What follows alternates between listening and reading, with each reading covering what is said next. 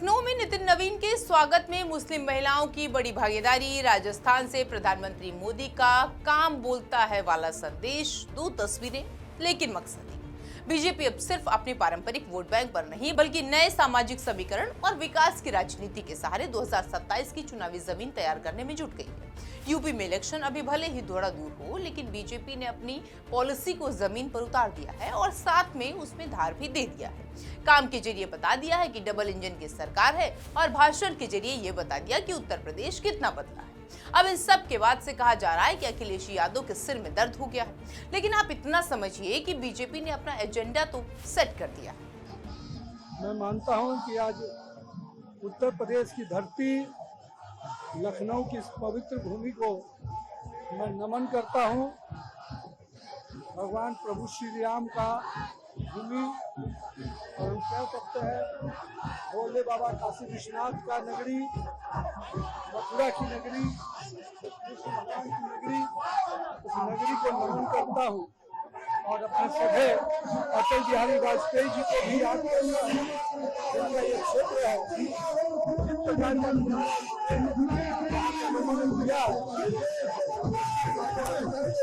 मैं कह सकता हूँ कि पाटलिपुत्र की धरती से ज्यादा लखनऊ की धरती पे लोगों ने मुझे अभिमान दिया। मैं भारतीय जनता पार्टी और पूरे लखनऊ के लोगों का अभिनंदन करता, धन्यवाद करता हूँ। दरअसल लखनऊ एयरपोर्ट पर जैसे ही बीजेपी के राष्ट्रीय अध्यक्ष नितिन नवीन पहुंचे, पूरा भगवा कुनबा उनके स्वागत में उमड़ पड़ा। ढोल नगाड़े, फूलों की बारिश, कार्यकर्ताओं का जोश और लंबा रोड शो।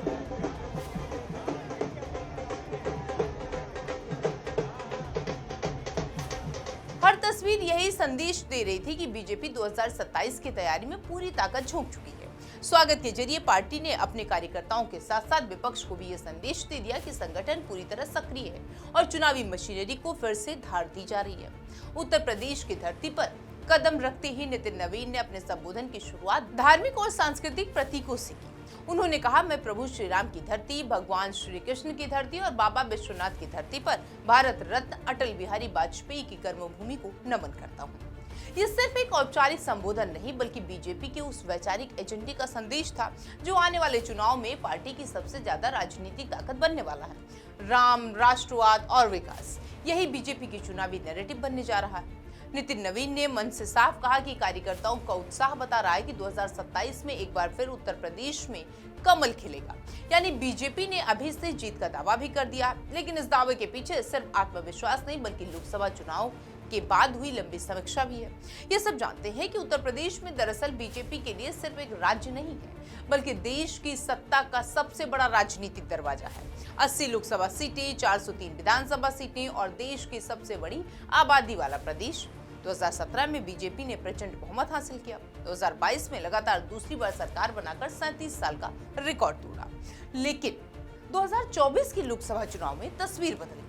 समाजवादी पार्टी ने शानदार प्रदर्शन किया, बीजेपी की सीटें घटी और पार्टी को अपने सबसे मजबूत गढ़ में झटका लगा।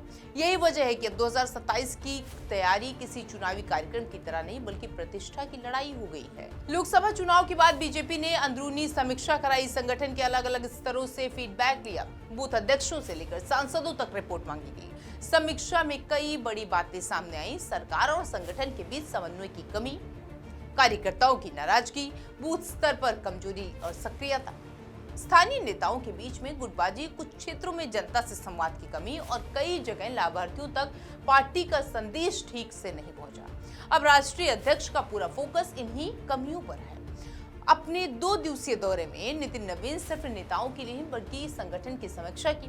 प्रदेश पदाधिकारियों, क्षेत्रीय अध्यक्षों, जिला अध्यक्षों, मोर्चों के प्रभारी, सांसदों, विधायकों और संगठन मंत्रियों के साथ साथ अलग बैठक की। बैठक में क्या हुआ ये भी आपको बता देते हैं। दरअसल बैठक में बूथ मैनेजमेंट, पन्ना प्रमुख व्यवस्था, सदस्यता अभियान, सोशल मीडिया नेटवर्क, युवा और महिला, दलित, पिछड़ा और अति पिछड़ा वर्ग तक पहुंच जाए और 2027 की माइक्रो प्लानिंग पर विस्तार से चर्चा होगी। बीजेपी की रणनीति साफ है, हर बूथ मजबूत हो तभी तीसरी बार सरकार पक्की होगी। बीजेपी नेतृत्व को यह भी एहसास हुआ है कि चुनाव सिर्फ सरकार के काम से नहीं बल्कि कार्यकर्ताओं की मेहनत से जीते जाते हैं।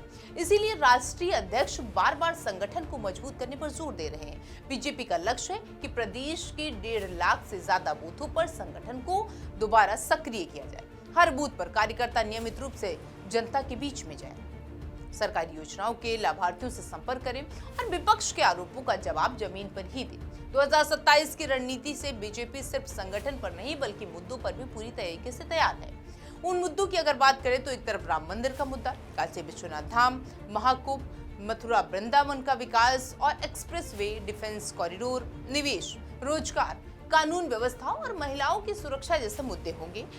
तो दूसरी तरफ समाजवादी पार्टी और कांग्रेस के जातीय समीकरणों के मुकाबले हिंदुत्व और राष्ट्रवाद का नैरेटिव भी पूरी ताकत सामने रखा जाएगा।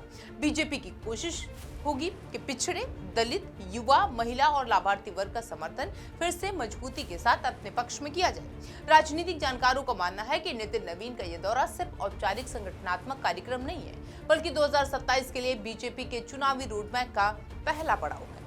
पार्टी अभी विधानसभा वार रिपोर्ट तैयार कर रही है, कमजोर सीटों की पहचान की जा रही है, जीते हुए और हारे हुए उम्मीदवारों का फीडबैक लिया जा रहा है और उन सीटों पर विशेष रणनीति बनाई जा रही है जहां लोकसभा चुनाव में पार्टी पिछड़ गई थी। यानी इस बार बीजेपी आखिरी 6 महीनों का इंतजार नहीं करना चाहती है, बल्कि चुनाव से पहले और काफी पहले ही पूरा चुनावी तंत्र एक्टिव चाहती है।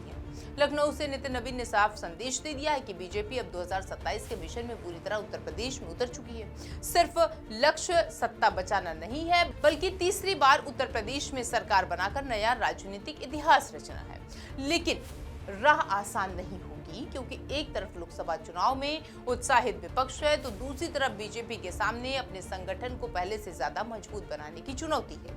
ऐसे में आने वाले दिनों में उत्तर प्रदेश की राजनीति का सबसे बड़ा केंद्र चुनाव नहीं बल्कि चुनाव से पहले संगठन की जंग होगी और उसी की पहली तस्वीर लखनऊ से दिखाई दे चुकी है।